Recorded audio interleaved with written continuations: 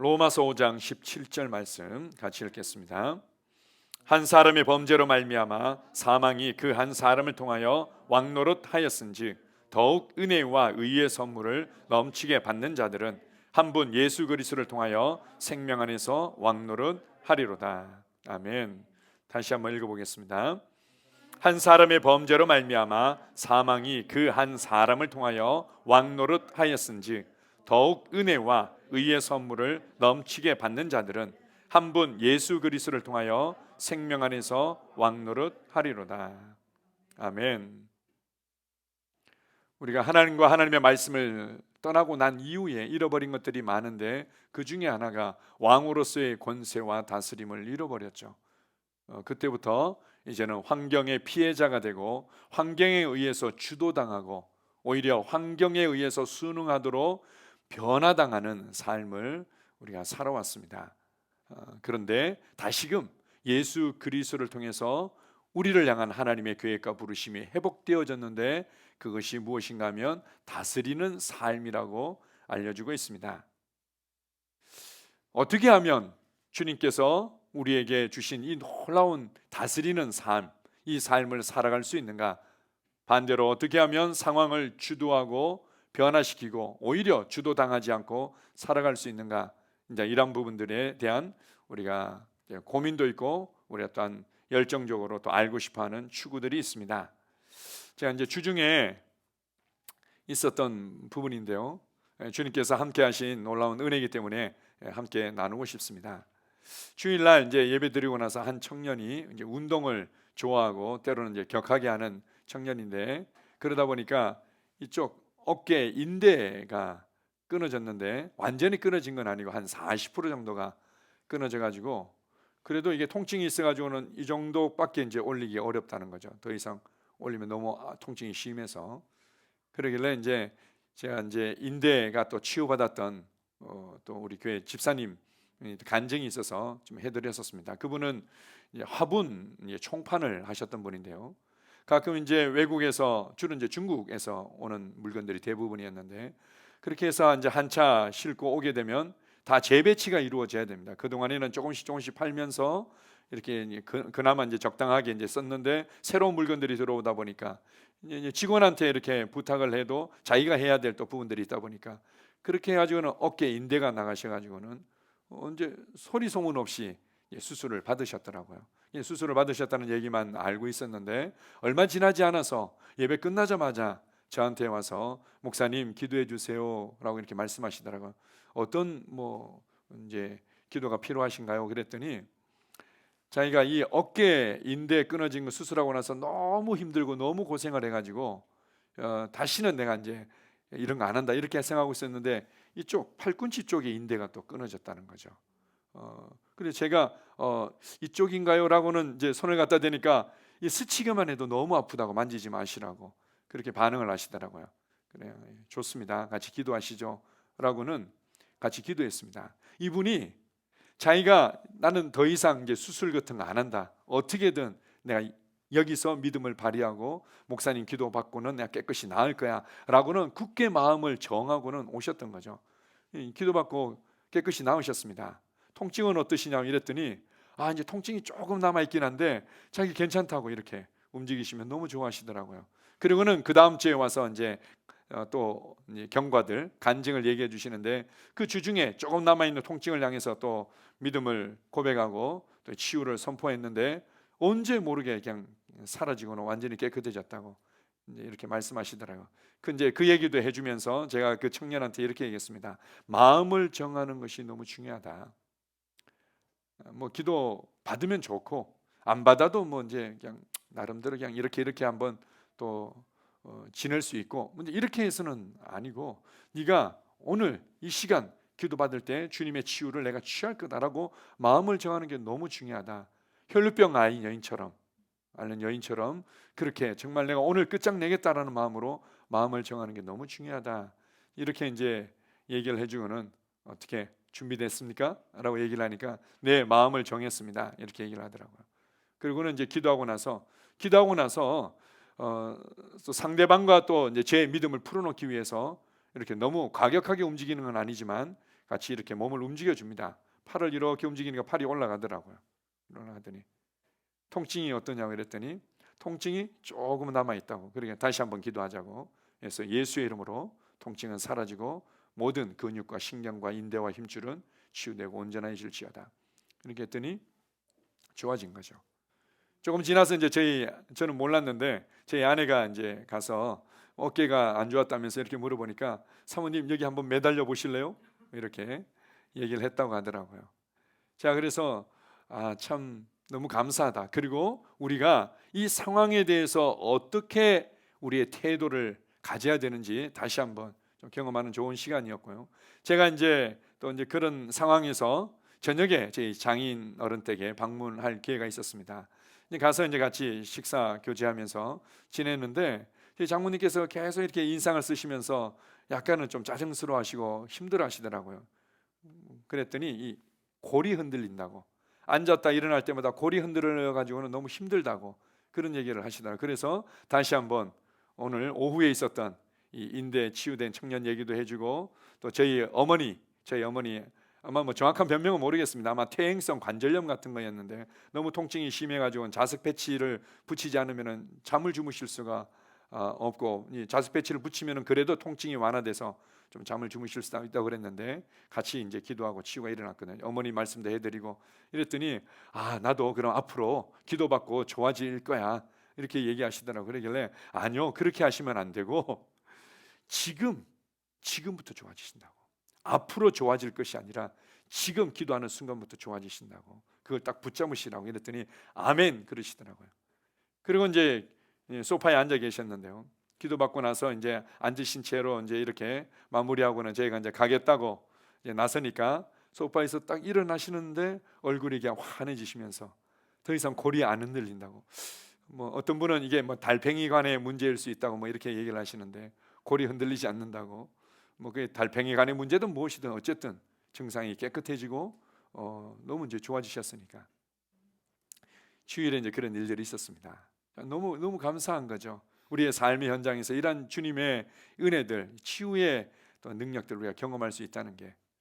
근데 수요일 날 평택에서 이렇게 이제 일하시는 또 성도님을 방문할 기회가 있었습니다. 수요일 날 이제 그곳에 방문하게 됐는데 이분이 그냥 성실하시고 또 열정적이신데 서서 하루 종일 근무를 하시는 거죠. 이제 그런데 뭐 어떤 이유에서인지 자꾸 이렇게 발목을 겹치른다고 그러시더라고요. 그래가지고는 발목에 염증이 생기고 붓고 통증이 있고 보니까 그 복숭아뼈 같은 데가 약간 이제 튀어났더라고요. 근데 제일 이제 불편한 부분들은 이렇게 일할 때는 상관없는데 가만히 있거나 이제 앉아 있으면은 발이 너무 욱신욱신 거린다는 거죠. 그래서 제가 이제 동일하게 보시라고 해서 이제 있었던 말씀들을 드렸죠. 주일에 있었던 말씀들 들으면서 마음을 정하는 게 너무 중요합니다라고 이제 말씀을 드렸더니 그분께서 저기 창고 겸 조만하게 이렇게 이제 공간으로 쓰고 있는 데가 있는데 그쪽으로 가시죠. 이렇게 해서 저하고 저희 아내가 이제 그곳으로 가서 이제 조용한 데서 다시 한번 이렇게 좀 말씀을 드리고 기도하는 시간을 가졌습니다. 어떠시냐고 이랬더니 욱신욱신한 게 사라졌다고. 제가 그걸 보면서 다시 한번 마음을 정하는 게 너무 중요하구나. 우리가 상황에 대해서 어떻게 할 것이다라고 마음을 정하지 않으면 상황이 우리의 삶을 정하고 주도하고 이끌어가죠. 나중에는 이 상황에 맞추게끔 나를 강요하고 변화시켜 만들어버립니다. 내가 상황을 변화시키는 것이 아니라 하나님의 말씀에, 하나님께서 우리에게 주신 그 놀라운 은혜, 이 구원의 은혜에 상황이 맞춰지는 것이 아니라 내가 상황이 점점 길들여지고 맞춰지면서 변화되는 거죠. 그래서 어떻게 상황을 주도하고 변화시킬 수 있습니까? 무엇보다도 먼저 마음을 정하는 것이 중요합니다. 마가복음 5장 27절에서 28절을 같이 읽습니다. 예수의 소문을 듣고 무리 가운데 끼어 뒤로 와서 그의 옷에 손을 대니 이는 내가 그의 옷에만 손을 대어도 구원을 받으리라 생각함일러라. 혈루병 앓는 여인에 대한 말씀들을 우리가 많이 들었고 잘 알고 있습니다. 케네스 해게 목사님도 그 여인이 자신의 믿음으로 구원을 받았다면 나의 믿음으로 나도 이 병상에서 일어날 수 있겠구나 라는 확신을 가지고 질병에서 빠져나온 것을 간증하고 있습니다. 이 여인이 어떻게 합니까? 내가 그의 옷에만 손을 대어도 구원을 받을 것이다. 마음에 정한 거죠. 오늘이 그날이다. 나는 오늘 반드시 예수님의 옷자락을 만질 거야. 그리고는 그것을 통해서 치유를 반드시 나는 얻어낼 거야. 이런 마음을 정하고 그가 나아가게 되죠. 마음을 정했다고 해서 모든 일이 일사천리로 쉽게 풀리지는 않았습니다. 생각했던 것보다 너무 많은 사람들이 예수님의 주변에 몰려 있는 거죠. 혹시라도 아는 사람을 만나게 되면 부정한 여인이 이렇게 우리를 부정하게 만들었다고 해서 또 법을 따라서 돌을 맞아서 죽을 수도 있는 그런 상황 가운데 그가 마음을 정한 것들을 그대로 그냥 실행을 하죠. 기어가다시피 해가지고는 몰래 뒤로 가서 예수님의 옷자락을 딱 만지는 순간 예수님의 능력이 옷자락을 통해서 그 여인의 몸으로 들어가고 치유를 경험하게 된 것입니다. 우리가 이제 잘 알고 있지 않습니까? 사람들이 너무 운집해서 예수님을 떠밀기도 하고 예수님 죄송합니다 예수님 제가 뒤에서 밀어가지고 이러면서 예수님의 옷자락을 만지고 아예 그냥 몸을 만지고 이런 사람들도 제법 있었을 텐데 예수님의 능력이 그들 가운데 흘러가지 않았습니다. 예수님의 능력이 충만하다고 해서 모든 사람이 치유받는 건 아니죠. 누가요? 마음을 정하고 믿음으로 잡아당기는 사람만이 치유를 경험했던 것입니다. 자, 마태복음 20장 32절에 33절 같이 읽습니다. 예수께서 머물러 서서 그들을 불러 이르시되 너희에게 무엇을 하여 주기를 원하느냐 이르되 주여 우리가 눈뜨기를 원하나이다. 예수님께서 이제 마지막으로 예루살렘을 방문하고 그곳에서 붙잡으셔서 십자가에 못 박혀 죽기 전에 여리고를 이렇게 지나가시면서 그곳에 있었던 사람이 예수님이 지나가신다는 소식을 들은 겁니다.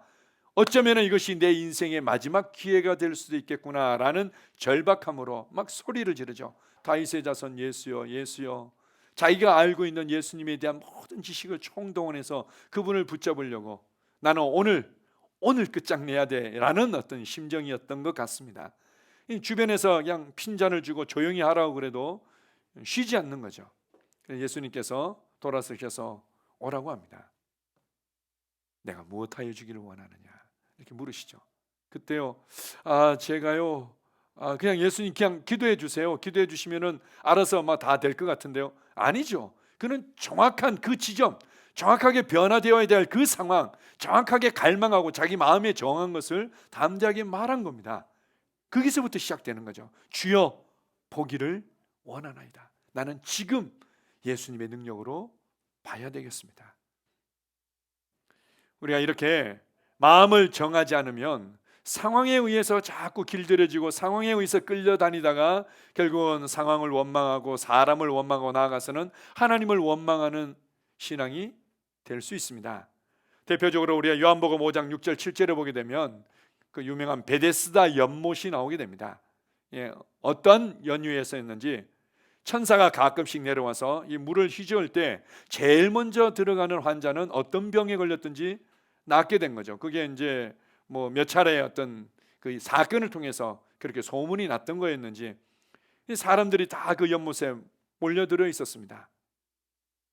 이제나 저제나. 근데 사람들이 딱 한 사람은 낫는다고 그러니까 방법이 없는 거죠. 너무나 많은 사람들이 기다리고 그 중에 38년 동안 침상에 누워서 있는 사람이 있는 거죠. 언제 그 일이 일어날 줄 모르니까 그냥 하루 종일 그 사람과 함께 지켰다가 그냥 누구보다도 먼저 이렇게 물속에 밀어 넣어줄 사람이 없는 거죠. 그러니까 자기 혼자 있다가 뭐 어떻게 해야 되나, 굴러야 되나, 뭐 여러 가지 생각을 하면서 그래도 혹시라도 나을 수 있지 않을까라는 마음으로 있을 때 예수님이 찾아오시죠. 네가 낫기를 원하느냐? 뭐라고 얘기합니까? 그럼요. 제가 너무 원합니다. 저는 오늘이라도 당장이 낫고 싶습니다. 제가 너무너무 원합니다. 이렇게 이제 반응하는 것이 맞을 것 같은데 이분이 뭐라고 얘기를 하죠? 저를 옮겨줄 사람이 없습니다.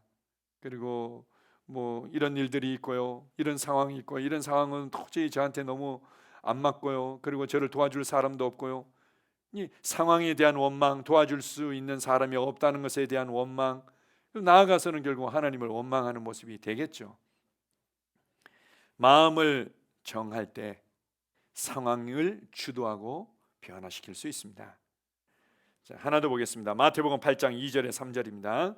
한 나병 환자가 나와 절하며 이르되 주여 원하시면 저를 깨끗하게 하실 수 있나이다 하거늘 예수께서 손을 내밀어 그에게 대시며 이르시되 내가 원하노니 깨끗함을 받으라 하시니 즉시 그의 나병이 깨끗하여 진지라. 우리가 마음을 정하지 못하거나 이 아주 집중하지 못하는 이유 중에 하나는 이것이 하나님의 뜻인지 아닌지에 대해서 확신하지 못하는 거죠.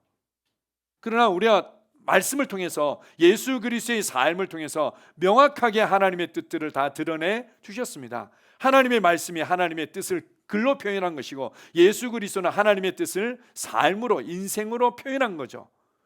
예수님을 통해서 성경 말씀을 통해서 하나님의 뜻이 무엇인지 명확하게 알 수 있습니다. 그럼 거기에 대해서 마음을 정해야 되는 거죠. 문둥병자, 이 나병 환자는 사람들의 어떤 소식이나 전통에 의해서 나의 부모님이나 안 그러면 내가 어떤 죄 때문에 내가 이렇게 나병에 걸렸기 때문에 과연 하나님께서 고쳐주실까라는 이제 막연한 마음들을 가지고 있었던 거죠. 예수님께 가서 예수님 제가 이러이러한 모양이고 이러이러한 사람인데 혹시라도 원하시면 그래도 고쳐주실 수 있을 것 같은데요. 그냥 불편한 마음으로 나왔지만 주님께서 이렇게 말씀하십니다. 아니다. 내가 원하지. 당연히 내가 원하지. 라고는 그를 고쳐주시죠.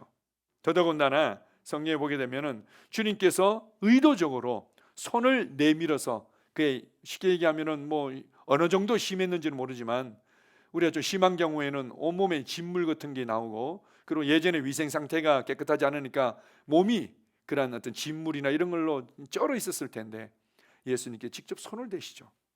내가 원한다. 그리고는 깨끗함을 입어라. 이렇게 말씀하십니다. 중요한 것은 하나님의 뜻임을 확신하고 마음을 정하십시오. 내가 고침받는 것은 하나님의 뜻이다. 내가 이 빚과 재정의 압박으로부터 해방되고 부욕해 되는 것은 하나님의 뜻이다. 내가 이 관계가 해결되어지고 이 화평케 되는 것은 하나님의 뜻이다.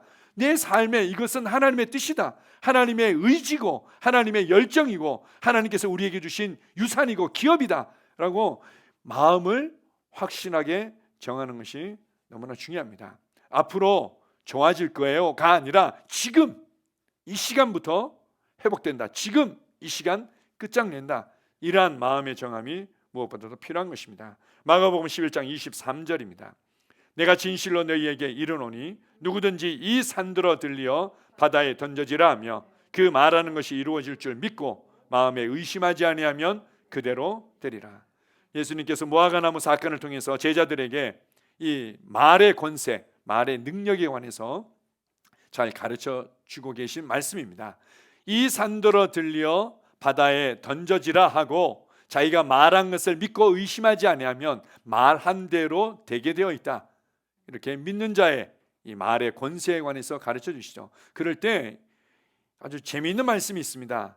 누구든지 그냥 아무 산이나 들려서 바다에 빠지라는 것이 아니라 내 앞을 가로막고 있는, 그리고 내가 변화시켜야 될, 내가 다루고 바꿔야 될 이 산이라고 얘기합니다. 이 산들어 정확하게 하는 거죠. 나는 뭘 원하는가? 나는 무엇을 하길 원하는가? 나는 언제부터 어떻게 되길 원하는가? 나는 이 산이 옮겨지길 원합니다. 나는 이 산이 바다에 던져져 빠질 것입니다. 명확하게 마음을 정하고 그것에 대해서 명하는 것입니다. 제가 이제 치유가 또 필요하신 분들에게 기도해 주는 일들이 이제 많이 있었고 앞으로도 또 우리가 또 도와줄 기회들이 많이 있겠죠. 그런데 어떤 경우에는요, 목사님께서 기도해 주시면은 그래도 좋지 않겠는가? 그래도 뭐 지금 당장 안 낫더라도 이게 또 뭐 나을 수도 있지 않을까? 어떤 사람들은 조금 막연한 기대, 그리고 해주면 좋겠고요 라는 마음으로 오는 경우들이 있습니다. 그런 경우에 또 주님께서 또 치유의 은혜로 함께 하실 때도 있지만 거의 대부분의 경우에는요, 마음을 정하고 그냥 이 혈루병 앓는 여인처럼 그 능력을 잡아당기는 사람들이 있습니다. 그럴 때는 제가 어떨 때는 깜짝 놀랄 때가 있어요. 제가 지금 주님의 임재를 이렇게 누리면서 느끼고 있는 것보다도 더 강한 능력이 확 이렇게 흘러가는 듯한 것들을 경험할 때가 있습니다. 그러면 급속한 치유가 나타나게 되는 거죠. 어떻게 상황을 주도하고 변화시킵니까? 내가 정하지 않으면 상황이 정하고 주도한다는 것을 알고 마음을 정하는 것에서 시작되는 것입니다. 두 번째는 내가 누구인지를 알고 묵상하는 것입니다. 여호수아 1장 8절을 같이 읽습니다.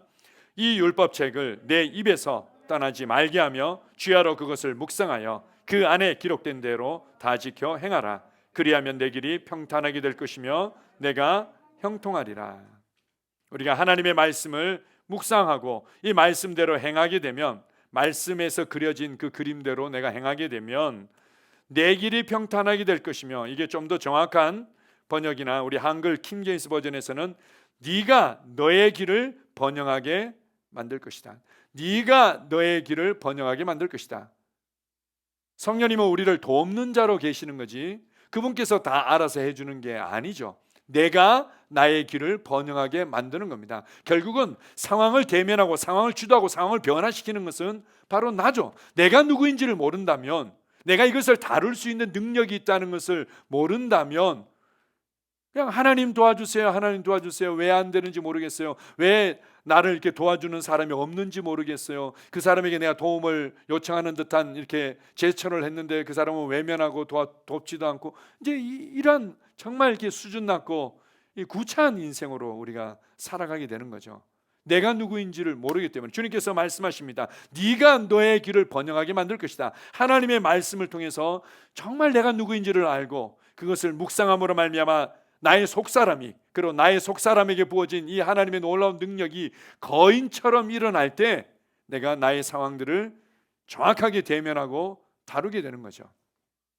우리가 가끔 영화 같은 데 보면 양아치 같은 애들이 깝족대고 뭐 이렇게 하면은 그 해병대 특수부대 출신이다 이런 사람이 점원으로 일하다가 말고는 야, 가라 이러면은 막 이렇게 깝족대고 이러잖아요. 다친다 가라. 상황에 대해서 얘네들이 위협하고 뭐 난리를 쳐도 그걸 두려워하면서 끌려다니지 않는 거죠. 가라, 여기서 끝내고 그냥 조용히 가라. 이렇게 하는 이유는 자기가 누구인지를 알고 자기 안에 있는 능력을 확신하기 때문에, 자기가 이것을 충분히 다룰 수 있다는 것을 알기 때문에 그런 거죠.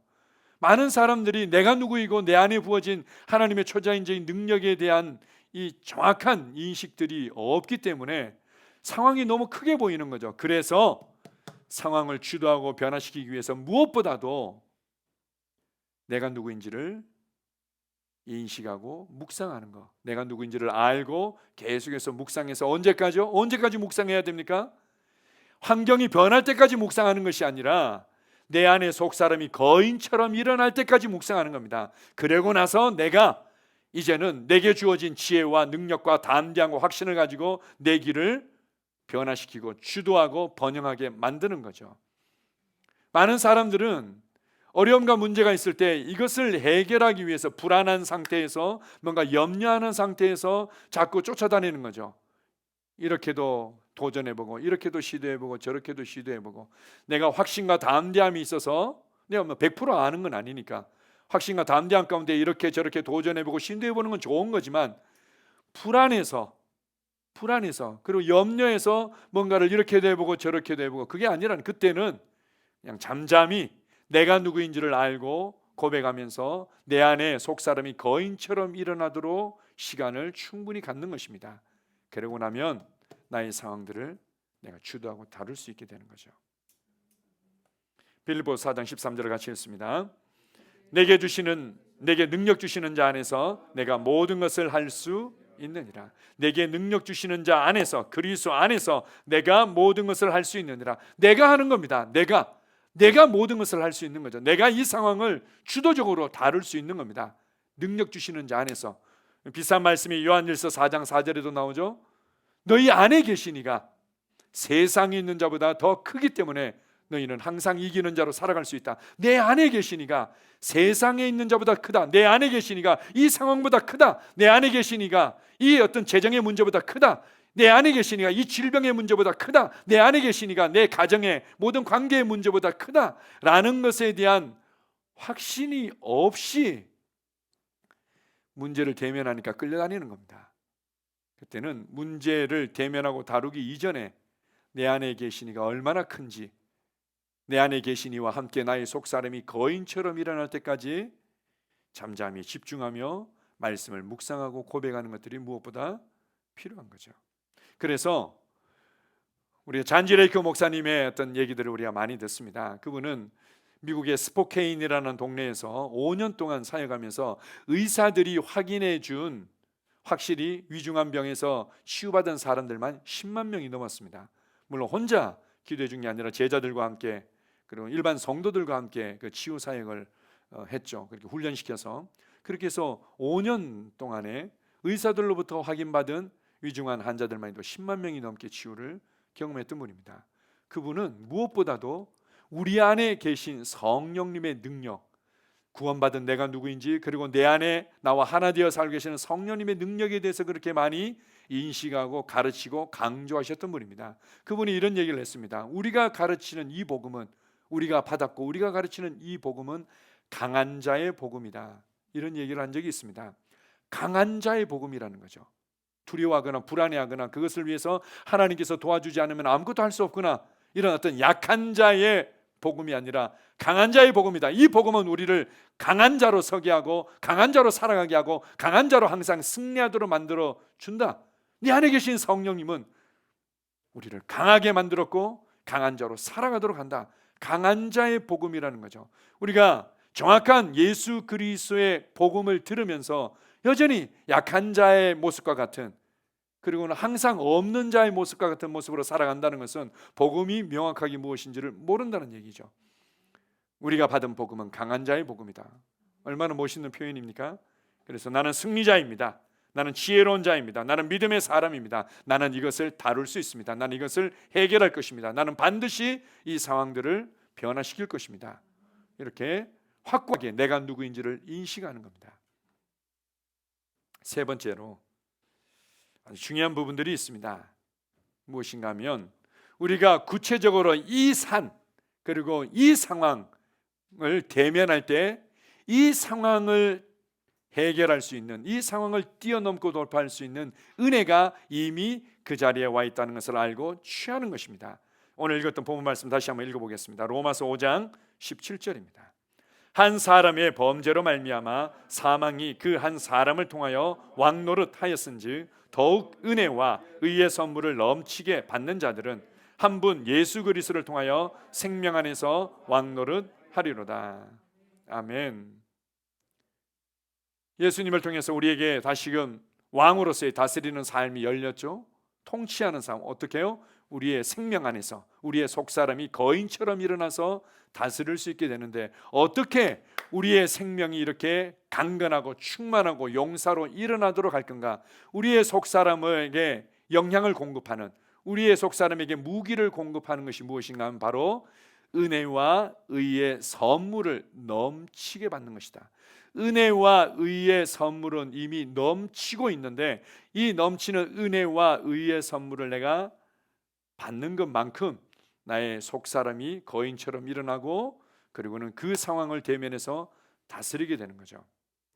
자, 고린도후서 9장 8절을 같이 봅시다. 같이 읽습니다. 하나님이 능히 모든 은혜를 너희에게 넘치게 하시나니 이는 너희로 모든 일에 항상 모든 것이 넉넉하여 모든 착한 일을 넘치게 하게 하려 하심이라. 하나님은 우리가 모든 착한 일에 넘치기를 원하시죠. 그렇게 하기 위해서는 항상 모든 일에 넉넉한 것이 하나님의 뜻입니다. 항상 모든 것에 넉넉한 것이 하나님의 뜻이죠. 뭐 하기 위해서요? 착한 일을 많이 하도록 하기 위해서. 그런데 그러도록 하기 위해서 우리에게 모든 은혜가 넘치고 있다고 말합니다. 자, 보십시오. 왜 모든 은혜라고 얘기했을까요? 그냥 은혜라고 얘기를 해도 되고 실제로 은혜라고 표현한 말씀들이 많이 있는데, 특별히 모든 은혜라고 말씀하신 것은 우리의 삶의 현장에 필요한 은혜들이 있다는 건, 재정을 돌파하는 은혜가 있고 관계를 해결하는 은혜가 있고 질병을 치유하는 은혜가 있고 또 주님께서 우리의 삶 가운데 전진시키는 그 상황, 그 시간에 역사하시는 주님의 은혜가 있다. 이 모든 은혜들이 우리에게 넘치고 있고 이 넘치게 이 은혜를 받는 자들은, 취하는 자들은 항상 우리의 삶에 넉넉함을 누리면서 모든 착한 일을 넘치게 하며 살아가게 되어 있다고 말씀합니다. 자, 비슷한 말씀이 히브리서 4장 16절에 이렇게 나옵니다. 그러므로 우리가 긍휼하심을 받고 때를 따라 돕는 은혜를 얻기 위하여. 아니 그냥 내가 찬양하고 예배드리면 다 되는 거 아닙니까? 그냥 은혜 받았습니다 하면 나머지는 하나님이 알아서 해결해 주는 거 아닙니까? 아니요, 때를 따라 돕는 은혜가 있다는 거죠. 우리가 구원받을 때 은혜 위에 은혜를 받았고 우리는 은혜 안에서 살아가지만 모든 은혜, 때를 따라 돕는 은혜, 이 상황을 대면할 때 이 상황을 돌파할 수 있는 은혜가 그곳에 있다는 겁니다. 은혜에 대해서 우리가 잘 배웠습니다. 공로 없이 얻는, 나의 노력이나 나의 수고나 나의 자격과 상관없이 그저 받게 된 하나님의 선물, 하나님의 호의, 이것을 은혜라고 얘기합니다. 그런데 이 은혜가, 자 보십시오, 모든 은혜가 넘쳐서 우리의 삶을 변화시키죠. 그리고 로마서 5장 17절에서도 은혜와 의의 선물을 넘치게 받았더니, 결과가 나오는 거죠. 은혜와 의의 선물을 넘치게 받았더니 제가 마음이 좀 편해졌어요. 그리고 일이 조금 잘 풀리는 것 같아요. 이런 것이 아니라 은혜와 의의 선물이 넘치게 받고 나니까 우리가 생명 안에서 다스리게 되는 거죠. 은혜가 우리의 삶에 변화를 가져오는 겁니다. 그래서 이 은혜라는 것은 우리 영 안에 부어진 하나님의 신성한 능력, 영향력을 말하는 것이고, 이것은 반드시 밖으로 표출되어져서 결과를 내게 되어 있습니다. 영향을 끼치게 되어 있는 거죠. 우리의 영 안에 부어진 하나님의 신성한 능력, 이 영향력, 이것들이 밖으로 흘러가고 나타나게 되어 있어서 이것을 통해서 사람들이 왠지 내게 호의를 베풀고 상황이 조정되어지고, 그리고 내가 이 은혜를 풀어내는 말을 할 때마다 상황들이 해결되어지는 역사들이 나타나는 거죠. 자, 그렇다면 구체적으로 이 은혜를 어떻게 넘치게 받죠? 주님께서 넘치게 은혜를 주셨다고 얘기를 했는데, 그럼 나는 이 은혜를 어떻게 넘치게 받죠? 그냥 열심히 더 기도해야 되는데요, 제가 더 기도하지 않아서요. 기도하는 것은 은혜를 받는 중요한 통로 중에 하나이지만 기도 열심히 한다고 은혜를 항상 넘치게 받는 것은 아닙니다. 자, 구체적으로 아까 읽었던 히브리서 4장 16절을 다시 한번 읽어보겠습니다. 자, 시작. 그러므로 우리는 긍휼하심을 받고 때를 따라 돕는 은혜를 얻기 위하여 은혜의 보좌 앞에 담대히 나아갈 것이니라. 때를 따라 돕는 은혜를 사모해서 은혜의 보좌 앞에 나아갈 때 이 사람에게는 때를 따라 돕는 은혜를 갈망하니까 하나님의 보좌가 심판의 보좌로, 불의 보좌로 보이는 것이 아니라 은혜의 보좌로 보여지고 그 은혜의 보좌 앞에 담대히 나아가는 거죠.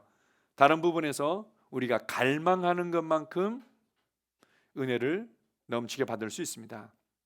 내가 갈망하는 것만큼, 은혜의 보좌 앞에 담대히 나아가는 것만큼 넘치게 은혜를 받고, 이 은혜가 이 상황을 주도하고 변화시키도록 역사하죠. 은혜의 보좌가 어디에 있습니까? 예전에도 제가 한번 나눴던 말씀인데요, 은혜의 보좌 앞에 담대히 나아가라고 얘기하면 어디로 가야 되는 거죠? 눈을 감고 하늘 왕국에 막 빛과 같이 그냥 달려가서 뭐 이렇게 엎드리고 경배하는 그림을 상상해 내야 되는 겁니까? 은혜의 보좌가 어디 있죠? 물론 금방 얘기한 대로 저 하늘 왕국에 놀라운 영원한 하나님의 보좌, 그 보좌가 있죠. 근데 나오라고 얘기했는데 거기까지 어떻게 갑니까? 우주선 타고 가는 것도 아니고, 눈 감고 그냥 막 상상하면 그게 유체 이탈해가지고 갔다가 왔다가 갔다 갔다 하는 것도 아니고, 은혜의 보좌는 성령님을 통해서 우리 영 안에 좌정하셨습니다. 그래서 우리가 이제는 내 영 안에서 살고 계시는, 내 안에 계신 그리스도, 그 영광의 소망에게 집중하는 것을 말합니다. 내 안에 계신 그리스도를 다시금 인식하고 그분께 감사하며 그분께서 나를 다스리도록 열어드리고, 이제 이런 것이 바로 은혜의 보좌 앞으로 나아가는 거죠. 내가 그것을 갈망하고, 아, 은혜의 보좌가 내 안에 있구나, 은혜의 보좌로부터 모든 생수의 강물이 모든 문제를 변화시킬 수 있는 그 역사들이 흘러나오고 있구나, 그것을 인식하고 갈망해서, 주님, 지금 이 시기에는 이 은혜가 필요합니다, 지금 이 상황에서는 이 은혜가 필요합니다 라는 갈망을 가지고 나아갈 때 넘치게 받게 되는 겁니다. 두 번째는 베드로전서 5장 5절입니다. 자, 베드로전서 5장 5절 같이 읽습니다. 젊은 자들아, 이와 같이 장로들에게 순종하고 다 서로 겸손으로 허리를 동이라. 하나님은 교만한 자를 대적하시되 겸손한 자들에게는 은혜를 주시느니라. 하나님은 교만한 자를 대적하시되 겸손한 자들에게 은혜를 주신다. 겸손한 자들에게 바로 은혜가 넘치고 겸손한 자들만이 은혜를 넘치게 받을 수 있는 거죠. 이 겸손이 어디에 누구를 향한 겸손입니까? 바로 교회 안에 사람을 향한 겸손이죠. 하나님께서 세우신 권위를 향한 겸손인 것입니다. 그러니까 내가 기꺼이 배우고자 하고 내가 기꺼이 알고자 하는 이런 태도를 가질 때 은혜가 넘치는 거죠. 다른 면에서 본다면 이 하나님의 은혜라는 것은 바로 이 땅에 사람을 통해서 이미 저장해 두셨다는 겁니다. 이 땅에 관계와 사람을 통해서 하나님의 은혜의 저장권은 준비되어져 있고 내가 기꺼이 하나님의 그분으로부터 하나님의 말씀을 알고자 하고 조언을 받고자 하고 그리고는 기꺼이 배우고자 할 때 이 은혜가 넘치는 거죠. 이거는 하나님을 떠나고 난 이후부터 지금까지 인류의 어떤 문제라면 문제일 수 있는 건데요. 내 자신에 대한 확신, 그리고 나의 어떤 경험에 대한 확신, 나의 느낌과 감정에 대한 확신, 내 느낌은 틀린 적이 없어, 내 직감은 정확해, 이런 것들도 있죠. 경험이 많아지거나 이러다 보면 더더욱 그런 확신들이 있죠. 그게 아니라 하나님의 말씀을 신뢰하는, 우리가 이제 그렇다고 해서 우리 부모님 말씀 항상 다 들어야 되고 목사님과 리더 말씀 항상 다 들어야 되고 그런 의미가 아니죠. 그들이 가르치는 하나님의 말씀, 그들이 선포하는 하나님의 말씀 가운데 내가 기꺼이 내 자신을 내려놓고 순복하는 것을 말합니다. 하나님의 은혜는 관계와 사람을 통해서 흘러가도록 주님께서 예비하신 것입니다. 겸손하게 받을 때 은혜는 넘치게 되어 있다. 자, 하나 더 보겠습니다. 지난주에 나눴던 말씀인데요. 베드로후서 1장 2절입니다. 하나님과 우리 주 예수를 알므로 은혜와 평강이 너희에게 더욱 많을지어다.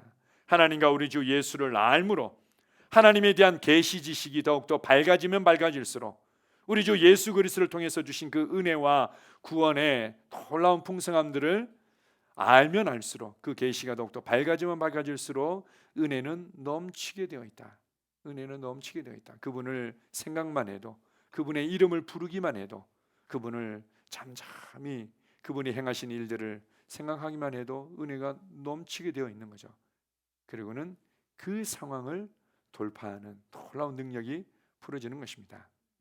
다시 한번, 그래서 여러분들이 이건 해결되어야 되는데요, 이 재정의 문제가 해결되어야만 되는데요, 나의 사업이 해결되어야만 되는데요, 나의 관계 가운데 문제들이 해결되어야만 되는데요 라고는 해결하기 위해서 그동안 해왔던 방법들을 총동원합니다. 그러면 그동안 해왔던 삶의 수준과 그동안 해왔던 삶의 수준으로 말미암은 지금의 상황을 반복해서 맞닥뜨려 경험할 수밖에 없는 거죠. 어떻게 합니까? 이 상황에 맞는 은혜가 예비되어 있고 넘치고 있습니다. 그래서 집중하는 겁니다. 집중하는 거죠. 사람을 통해서 주어지는 그 은혜에, 그런 계시 지식을 통해서 내게 넘치는 그 은혜에 내가 정말 이 주님의 은혜로 말미암아 이 상황을 돌파하겠다는 그 갈망 가운데 주님이 역사하십니다. 그러면 보이는 거죠. 나도 모르게 어떤 사람과의 좋은 관계가 맺어지게 되고 그 사람을 통해서 기대하지 않았던 호의들을 잃게 된다든지, 전혀 여기서 길이 보이지 않을 것 같았는데 실마리들이 보이고 이렇게 하면은 생각보다 쉽게 해결될 수 있겠는데요 라고 보이기 시작하고, 상황들이 이제는 전혀 다른 방법과 다른 분위기로 해결되어지는 것들을 경험하게 됩니다. 그 상황을 위한 은혜를 취하시기 바랍니다. 마지막으로 우리 네 번째 같이 읽습니다. 인내하라. 말씀 안에 은혜 안에 충분히 머물러 있으라. 누가복음 8장 15절입니다.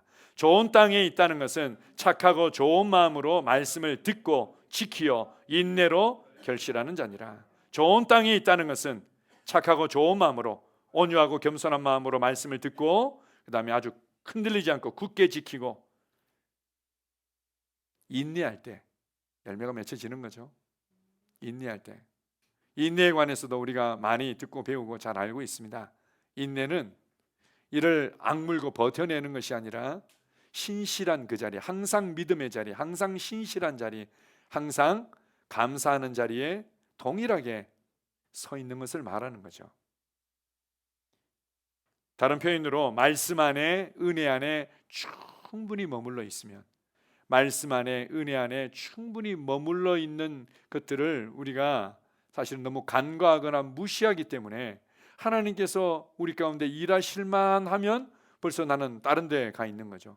일하실만 하면 나는 이미 다른 것들을 통해 가지고는 하나님이 일하실 수 있는 것들을 다 그냥 엉망으로 만들어 버리는 경우들이 있는 겁니다. 말씀 안에, 은혜 안에 충분히 머물면서 인내하십시오. 동일하게 내가 누구인지를 인식하고 그것을 말해내고 동일하게 주님의 은혜를 갈망하고 그 은혜를 통해서 일어날 변화들을 기대할 때 주님은 나의 삶 가운데 어느새 내가 한 3개월은 걸릴 것 같아요, 한 1년은 걸릴 것 같아요, 3년은 걸릴 것 같아요, 이랬던 것들이 우리가 생각하는 것보다도, 우리가 구하는 것보다도 더 빠른 시간 안에 더 놀라운 역사들이 나타날 줄 믿습니다. 아멘. 마지막으로 히브리서 10장 36절을 읽고 마치겠습니다. 너희에게 인내가 필요함은 너희가 하나님의 뜻을 행한 후에 약속하신 것을 받기 위함이라. 인내해라 라고 말씀할 뿐만 아니라 뭐라고 말씀하십니까? 인내가 필요하다. 인내가 필요하다. 아멘. 따라서 고백하겠습니다. 나는 왕으로 다스리는 자입니다. 나는 상황을 주도하는 자입니다. 나는 하나님의 은혜로 변화시키는 자입니다. 아멘. 우리 옆 사람들 축복하겠습니다. 당신은 상황을 주도하는 자입니다. 아멘. 기도하겠습니다. 아버지 하나님 감사합니다. 그렇습니다. 얼마나 많은 사람들이 환경과 상황의 피해자로 자기 자신을 원망하기도 하고 부모님을 원망하며 세상을 원망하며 살아갑니다. 나아가서는 하나님을 원망하며 살아가는 자들이 얼마나 많은지요. 그러나 예수 그리스도를 통해서 우리에게 주신 이 복음은, 이 구원의 은혜는 강한 자의 은혜며 강한 자의 복음입니다. 우리를 강하게 일으키셨을 뿐만 아니라 용사로서 살아가는 삶의 방식을 우리에게 장착해 주셨음을 인하여 감사합니다. 우리가 말씀을 통해서 다시 한번 이것을 붙잡습니다. 무엇보다도 나의 마음을 정합니다. 해도 되고 안 해도 되고 이렇게 되면 좋고 안 돼도 할 수 없고가 아니라 나는 명확하게 이것이 하나님의 뜻이기 때문에 나는 이 삶을 살 거야. 지금부터 나는 이렇게 살아갈 거야. 지금부터 이 하나님의 뜻 안에서 나는 걸어갈 거야 라고 마음을 정합니다. 주님, 그리고 나는 문제와 상황 앞에 거인처럼 담대히 섭니다. 나는 내가 누구인지를 알기 때문입니다. 내가 누구인지를 알고 묵상함으로 말미암아 나의 속사람이 거인처럼 일어날 때까지 나는 문제를 대면하고 서 있을 것입니다. 그리고 이 상황을 다루고 이 상황을 돌파하게 만드는 이 상황에 예비된 은혜가 있음을 인하여 감사합니다. 그래서 나는 그 은혜를 취할 것입니다. 은혜와 의의 선물을 넘치게 받음으로 말미암아 나는 생명 안에서 왕노릇하는 자로 나타날 것입니다. 아버지 하나님, 이것이 하루 만에, 이틀 만에, 3일 만에, 한 달 만에 되어지지 않는다 하더라도 나는 여전히 거인처럼 그 자리에 서 있을 것이고 이 상황을 다루며 전진할 것입니다. 인내로 말미암아 결실하는 그 풍성한 열매들을 나는 간증하며 주님을 자랑하며 살아갈 것입니다. 주님 은혜를 감사합니다. 이 놀라운 삶을, 다스리는 삶을, 주도하는 삶을, 변화시키는 삶을 우리에게 주셔서 감사합니다. 예수님 이름으로 기도합니다. 아멘.